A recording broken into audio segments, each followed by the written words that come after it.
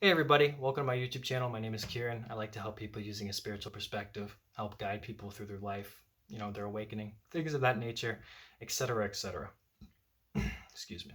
Today I wanted to talk about the dark night of the soul and why it's important and what you might be going through while you're experiencing this type of energy, this type of grief, sadness, and stuff like that. And I kind of want to go through the signs, the symptoms type of thing, and overall kind of just what the message is and why it's important, and kind of give you that message of why it's going to be okay in the end, because it is and it will be. Okay.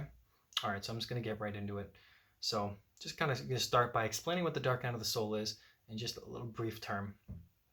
Basically, the dark night of the soul is a dark kind of place. It's a dark period during your spiritual awakening process. It usually happens around the middle of it. You know, it usually is kind of the longest and hardest process to deal with. You do have a couple of dark nights of the soul throughout your life, or you can throughout your spiritual journey. However, the first one, for obvious reasons, is going to be the hardest one to deal with because it's the first time you're experiencing it, right? Of course, that's going to be the hardest one. So basically, just to give you a little bit of history kind of background towards the dark night of the soul, from my understanding, in Christianity, which is where I think the term might even have come from, I believe it was coined by a Spanish missionary, but I'm not too sure on that. But historically, in Christianity, they refer to the dark night of the soul as, was a separation from God, right? So these priests or missionaries, they would feel like they've lost all of their faith, that their connection to God has gone away. And so they kind of refer to it as a dark night of the soul. And that is essentially kind of what it is like during a spiritual awakening. For the first couple of months, you're really very in tune with this new information that's coming into you, but you're still able to kind of cling on to your old 3D way of doing things. And, it's only been such a short amount of time that you're still able to identify and label with certain kinds of things. And then comes the inevitable pit of kind of depression, where things do not seem like they're going well anymore. And you get very, very sad and you don't know why. And suddenly all of that kind of trajectory that you were building yourself comes to kind of a huge halt. And you're now stuck at a place where you can't really see, where it's dark and the flashlight that you have doesn't work, and everything that you thought you knew, you don't. And you end up in this place of just intense despair and grief. Okay, and what separates this from regular depression, not that I'm a psychiatrist or anything like that, I don't have a degree in any of that stuff, but it's different in the way that depression is more of a, and I've had depression, so maybe I should just explain it from my own experience, is depression is kind of like a consistent down feeling. It's a consistent just low, not being like happy, like on a consistent level, not finding real joy in anything, but there's no growth or catalyst. There's no existential crisis. There's no existentialism. There's no wondering what the truth of all of it is. Like, I've had depression as teenager, as a young adult. I still am a young adult, but 21, 22 type of stuff like that. What I was doing was, taking drugs and stuff to get away from being depressed. I was an escapist, a classic escapist. Okay. And so I remember depression, and the dark night of the soul makes depression look like a little bitch, because it is. They're very, very different. And so I remember going through the dark night of the soul, and sometimes the ego flares up, and you still get those maybe day or two of them. It's kind of where I'm at on my spiritual growth journey type of thing. So I'll get like a day or two where I'm just like stuck, and I'm like, ah. Then you kind of get out of it. It usually happens every full moon. Okay. But anyway, I'm gonna go through the signs just to give you guys kind of experience of what it's like, what you may be experiencing, what to expect type of thing. Because again, it is different than regular depression, because you have that element of existentialism. Okay, and that's the first thing I'm going to kind of start with is identity crisis, existentialism. Okay, so it's going to be a lot of asking yourself, why am I here? What purpose would I come to this planet for? Why would I incarnate in this version of myself? Why would I choose this person, these experiences? Why is all of this happening to me? Why am I suffering? What is the purpose of all of this? doing that kind of creates an identity crisis as well, because the things that used to make you happy don't make you happy anymore. There's no joy in the types of things that you've had in the past, whether it be, friendships, relationships, jobs. None of it makes you happy. So you have an identity crisis in the sense where you ask yourself over and over again, who am I? Who am I? Because at the beginning, like me, you might have done a lot of cool stuff with your spirituality. You might have learned, your soul name, your angels, spirit guides. You might have been connecting with them all the time. It would have been really cool. But during the dark night of the soul, all that just suddenly stops. You don't feel connected to anything anymore. And that's kind of why I brought up that historical point at the beginning of this video, is because it feels like a separation from God. However you choose to categorize God. I mean, I choose to personally see it sort of as a metaphor, but the idea is you feel cut off from what you perceive to be the truth. You feel cut off from yourself, essentially. And so it creates this existential sort of identity crisis on a deep spiritual level. Okay? And this leads into what I put for number 2, which is, spiritual depression, loss of faith. Okay, so you feel like all that work that you've done is for nothing, that you suffered for no reason, and that you're failing your own awakening. You're failing at the one thing you thought you couldn't fail at, because if you're going through an awakening of any kind, Kundalini or otherwise, you have an intuitive knowledge that everything is going to work out fine in the end. It's just that the end never seems like it's there, because you're consistently, all of these things are being brought up from the past. Your ego's flaring up, all of these types of things, and so you don't know who you are at the moment, and so you don't feel connected to any of those things. I mean, I remember at the beginning of my awakening connecting with the angels, learning my soul name, learning who my guardian angels were. It's all very weird stuff to me, considering I grew up as an atheist myself. That was my choice, and it was what I believed. And to suddenly have all of these new information, I was on a spiritual high. Of course I was. I mean, how convincing an atheist, if you've ever talked to an atheist, is a very hard thing to do unless the atheist himself changes from the inside out. And that's exactly what happened to me. I just suddenly came upon information, and as I grew, my spiritual awakening, and I was like, oh shit, I'm not an atheist anymore. And it was really exciting until it wasn't, because I was identifying with the terms and all the things still. Okay, and the dark night of the soul takes all of that away. All of the things that you may be, that you may have identified with, do not work anymore. Okay, and during this time, what I put here for number 3 is your old life doesn't make you happy anymore. And this is basically the transition that I was getting into anyway. Is because the friends that you may have had, they're not a vibrational match for you anymore. They don't share the same values. They don't share what you're going through. They don't understand it. Naturally, you couldn't relate to them anymore, because you're growing in a huge way very quickly, profoundly as well, and they're just not, the normal people type of thing. You have this type of sense around you that what is making everybody else happy, or what they're putting up with is more a way of saying it, you can't do it. You cannot put up with that type of stuff. Okay, I quit my job, my old life. I quit my old life last year. I've taken leap of faith after leap of faith after leap of faith, each time having exactly what I needed when I needed it, but each time having to take that leap of faith, because each time that I wouldn't, it would become you kind of create your own dark night of the soul.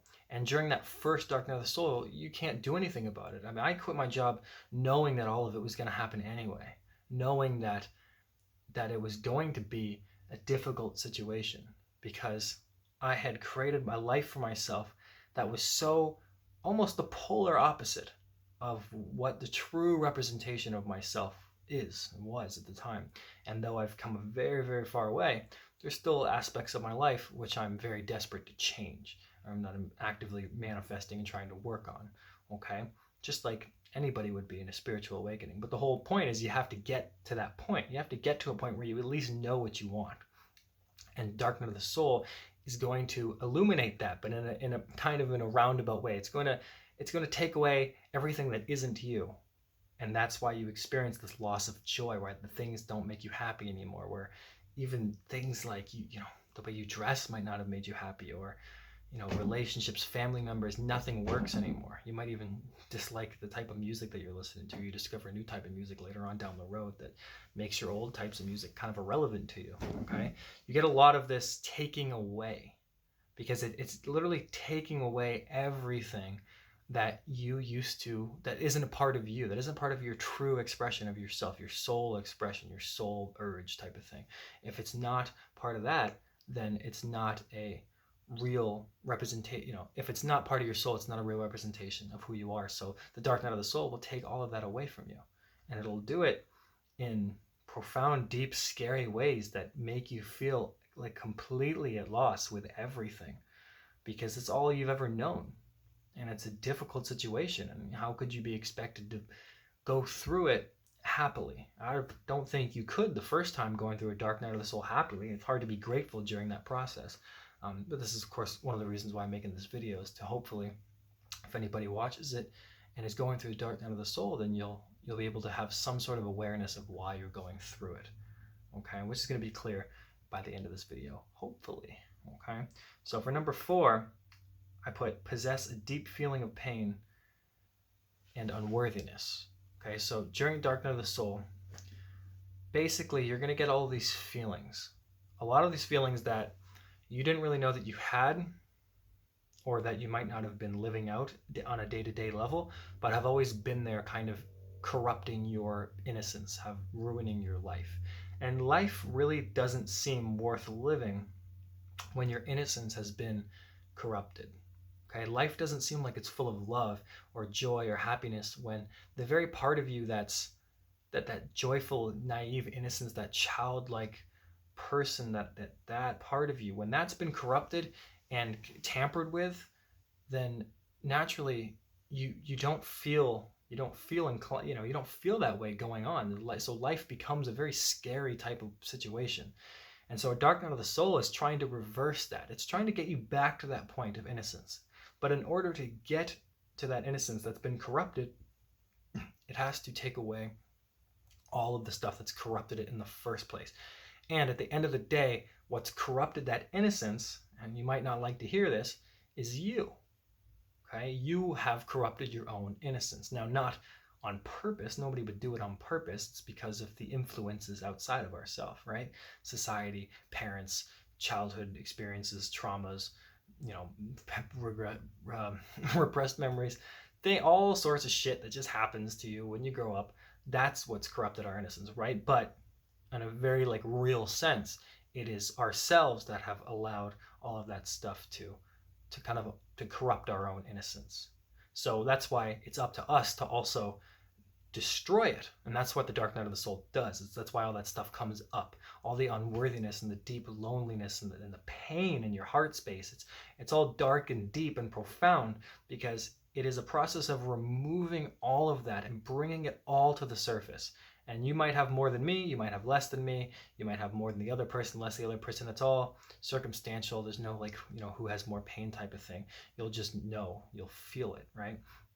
And it's going to bring all that stuff up because it needs to be released. And that stuff cannot be released unless it is brought up to your awareness, because you are actually, going on awakening means that oftentimes, though we don't want to think about it like this, everything is really going exactly according to plan. Even when you do feel like you're failing, your soul is actually handling everything for you. The universe, spirit, whatever you want to choose to call it in this sense, is handling everything for you. And that's why it's being brought up. There's nothing you could have done because you've already experienced that, and you were meant to experience it. You were never going to have that type of life where everything was perfect to begin with, or that there wasn't any trauma in your life. I mean, it's the whole point of being awakened in the first place. You need to have something, right? You need to have something that you're overcoming, some sort of deep challenge to get to the other side where you're an amazing, powerful being doing your own thing. You need to have something in the way, right? Otherwise, life would be kind of boring, I guess. It's hard to think like that, I guess, when you're going through the middle of it, but it would be boring without it, right? So that type of stuff that's going on, that's just there for you to release it. And that's why you feel like there's no joy and there's no happiness inside of you, and you're not worth anything. And that's why nothing makes sense, because it's all part of that type of plan. It's all part of this this nature of the dark night of the soul, which is to destroy who you aren't. And you have to see who you aren't.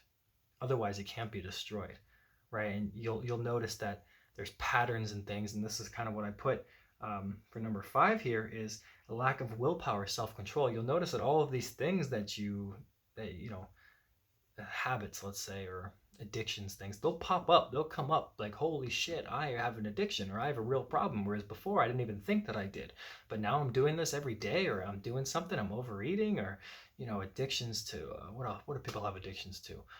Cocaine. I had a cocaine addiction one point. Don't know why I keep clapping my hands. I had an addiction to cocaine. I don't really know if it was an addiction, but I was doing cocaine and it wasn't good. And this was before I was awakened. But during the dark night of the soul, it would like pop up like a lot. Like I would like go maybe like, you know, I would do it, possibly do it like a couple times a month, which is too many times. And during the dark night of the soul, it was like 5-6 times a month. And I was like, why the hell am I doing this? Why?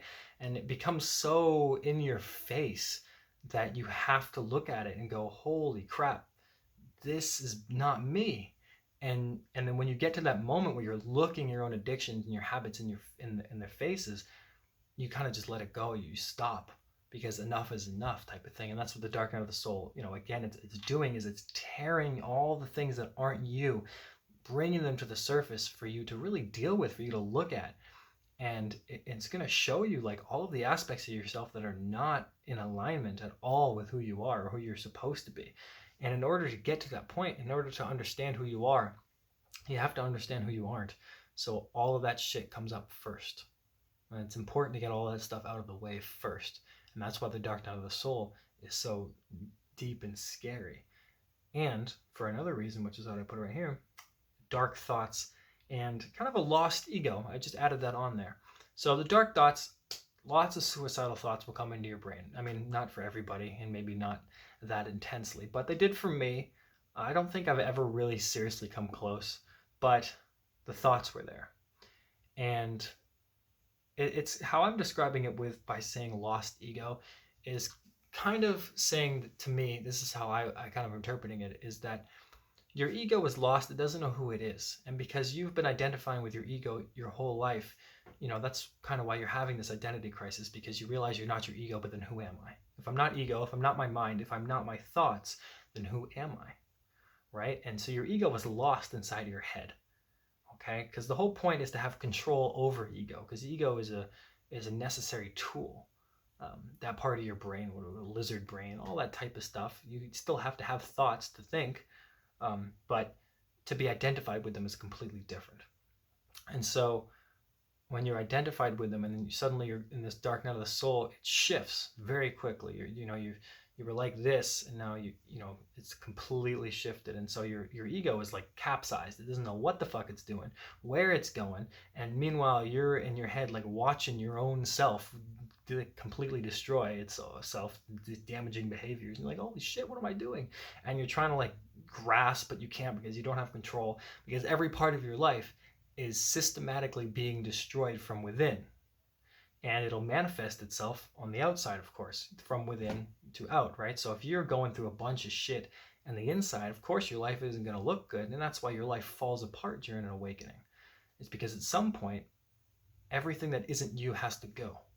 And it has to go for you to be you. And in order for you to be you, you have to get rid of the stuff that isn't you. And all that stuff has to happen first. And so a dark night of the soul is just like this just experience of profound kind of grief, this deep pain. And yet, during the entire time you're going through this process, you will never, ever give up. Not once. Not if you're really awakened. I mean, you will never give up.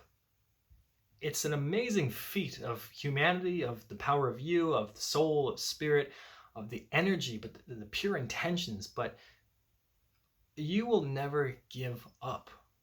Hope, faith, it doesn't go away. Even the loss of faith that you experience that I've mentioned in the beginning, it's a loss of really being connected to your faith. But the inner wisdom that you have, that everything is happening for a reason, that never goes away. And it never will during this process, because by the end of it, you've come out to the other side where there's hope and there's rays of light shining and you can see it. And the more that you go through this shit, the more that you understand that it's heading towards a purpose.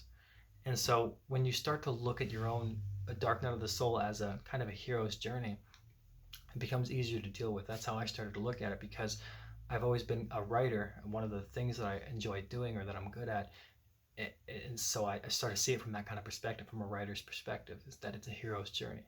And so you're actually going through something so profound that it causes, or that it's what's necessary is this great inner turmoil, this destruction of your old self.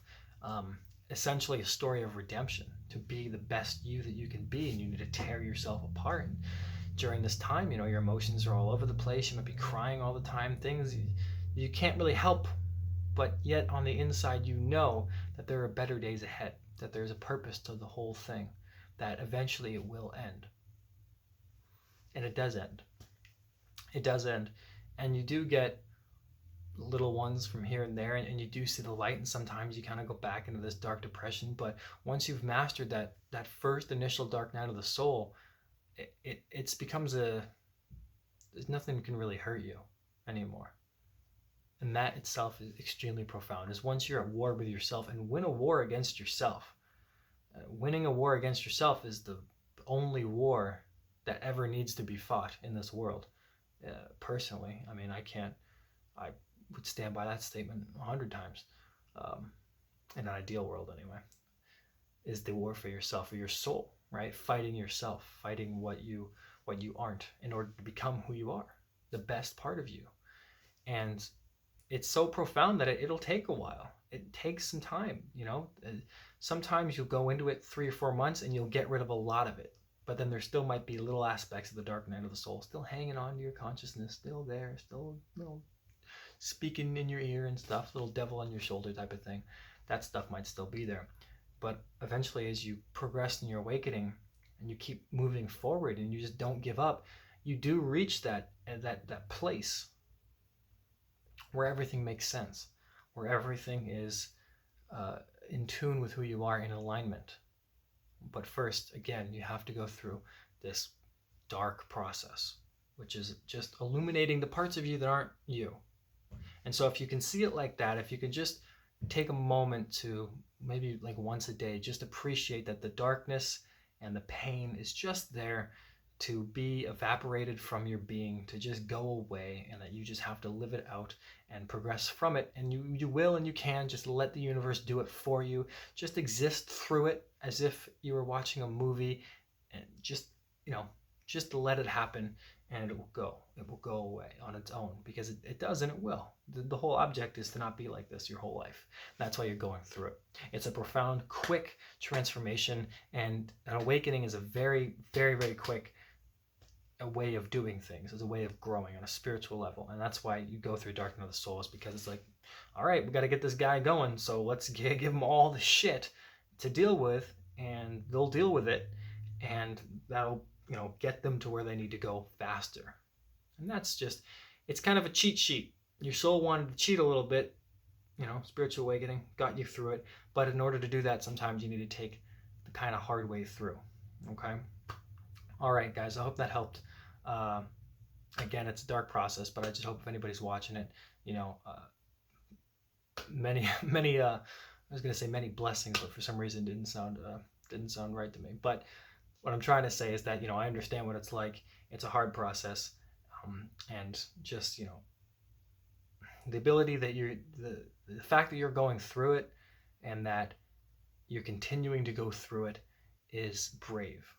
Because, you know, especially for for me, seeing somebody go through something and still getting up every day and doing it is a good reason for me to keep going. Because that person who's struggling through their own awakening, through their own processes in life, whatever it may be, with the right attitude and the right help, either from internal or external forces, that person might go on to do beautiful things for the rest of the world. And that's why, you know, people like that could use support. And so anybody going through Dark Night of the Soul could use support. So you have my support. I'm happy that you guys are going through it, and I will talk to you guys another day. All right.